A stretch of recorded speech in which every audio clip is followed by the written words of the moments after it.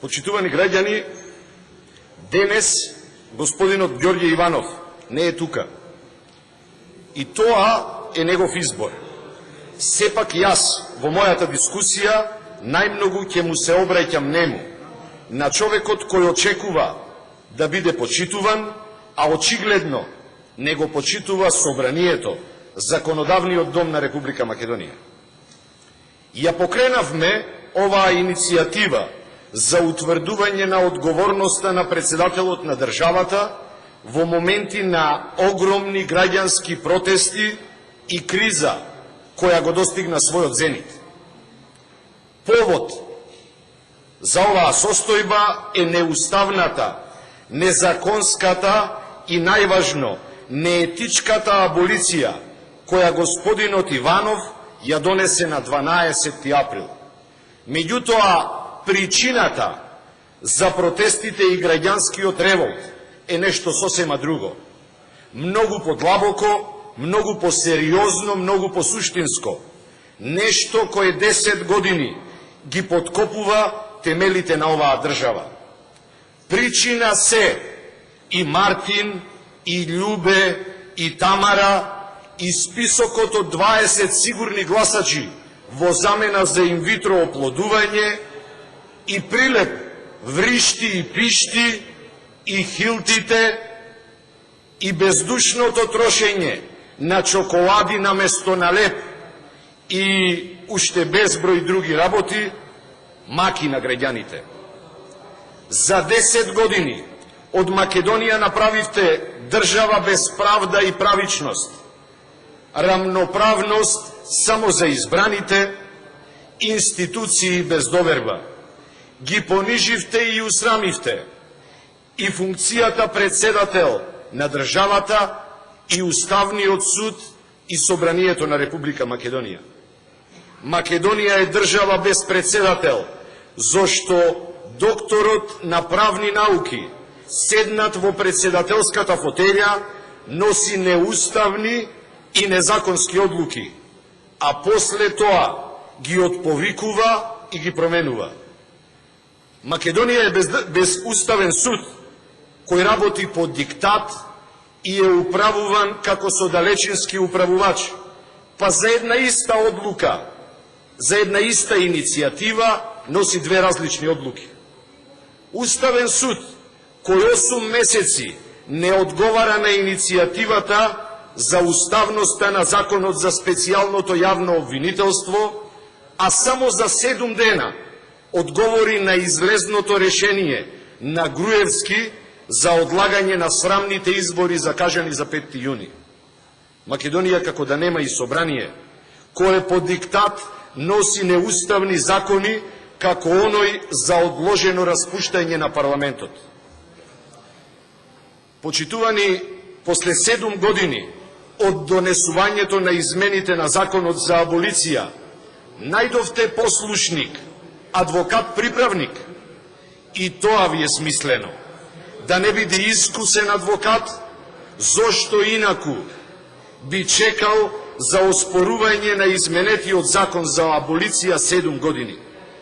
И тој млад адвокат си ја уништи иднината со својата сервилност, но и подаништво кон избезумената власт, која не бира средства за свој спас.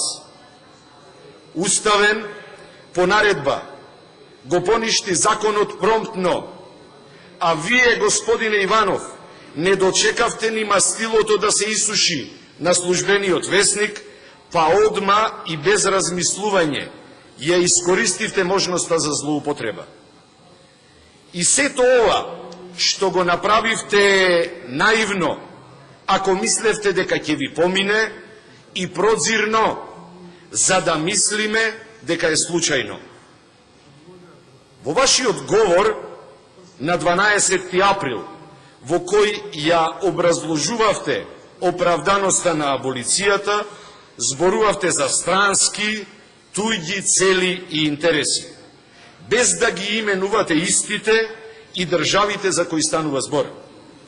Ви остана уште да се пресметате со, по вашиот речник, предавничката опозиција и работата да биде завршена во целост, во интерес на доктрината на големиот водач, финална пресметка за целосно уништување на опозицијата.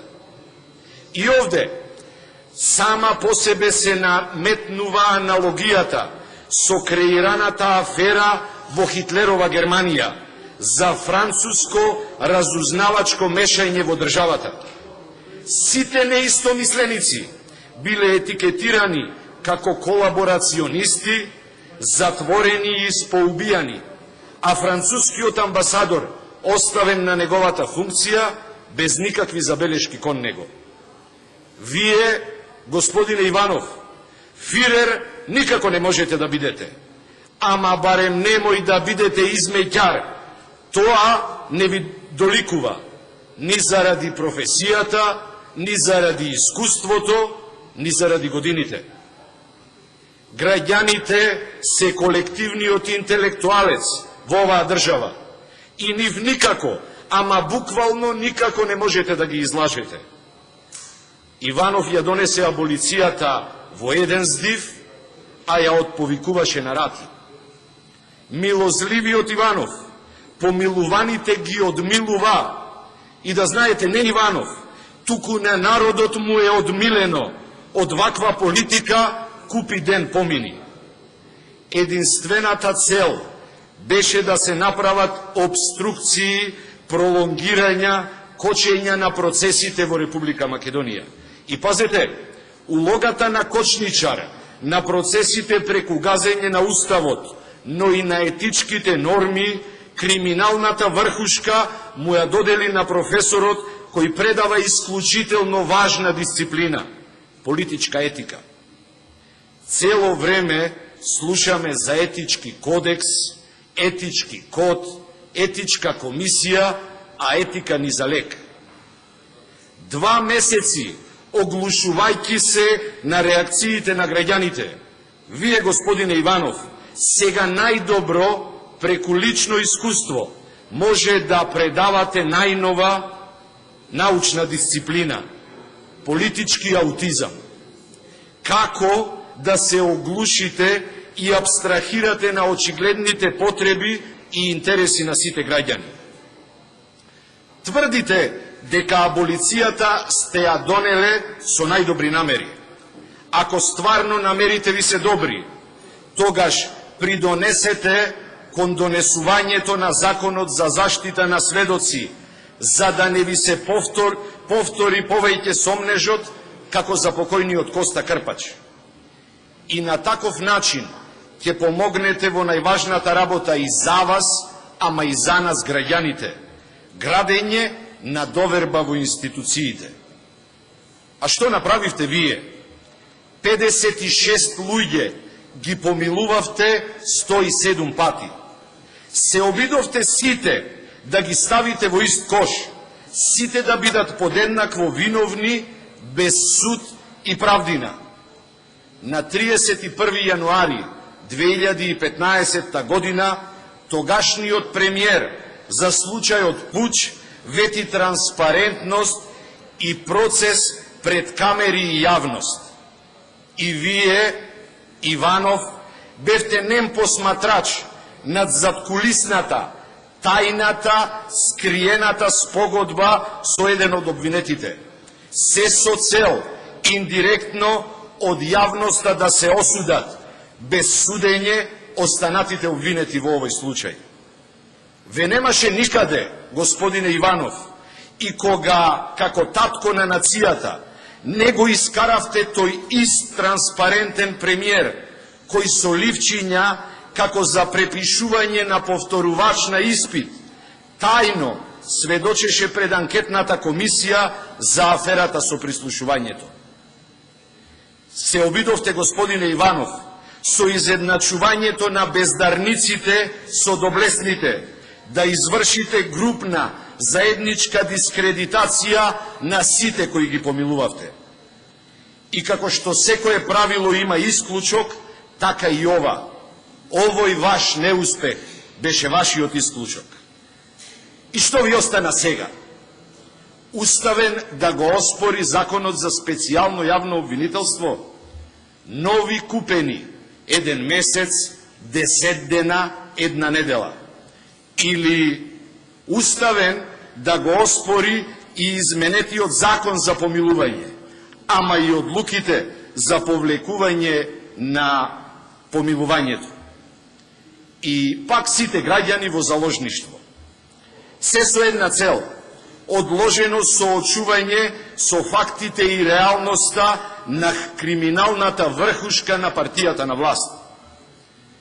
Колегите пратеници во изминатите неколку дена спомнуваа дека морално-политичката одговорност се бара на избори. Не, колеги пратеници. Резултатот на морално-политичкиот суд се гледа на избори, додека морално-политичката одговорност се вика оставка. А што друго би требало да направи човекот кој притиснат од сите страни јавно кажа дека со мирна совест ако треба? Со други зборови, што значи ако специјалното јавно обвинителство продолжи да работи, ќе ја повторел аболицијата. Само со оставка, господине Иванов, можете да го поправите овој библиски греф, кој со својата привидна наивност им го направивте на сите граѓани на Република Македонија. Господине Иванов, сето ова за брзо ќе помине. Како беше она, вистината е како шило, ќе излезе на површина. Македонија ќе се врати на вистинските слободарски и демократски, но и евроатлански патеки. Ова ќе помине, а ќе останат само лошите спомени и одговорноста пред нашите следбеници. Вие, господине Иванов, произлегувате од ВМРО-вска провиниенција. Охрабрете се и обстојте пред толку очигледните уцени. Послушајте го деецот на македонската револуционерна борба, пиринскиот цар Јане Сандански. Подобро ужасен крај, отколку ужас без крај. Дајте оставка. Барем тоа им го должите на граѓаните на Република Македонија. Ви благодарам. Благодарам, господин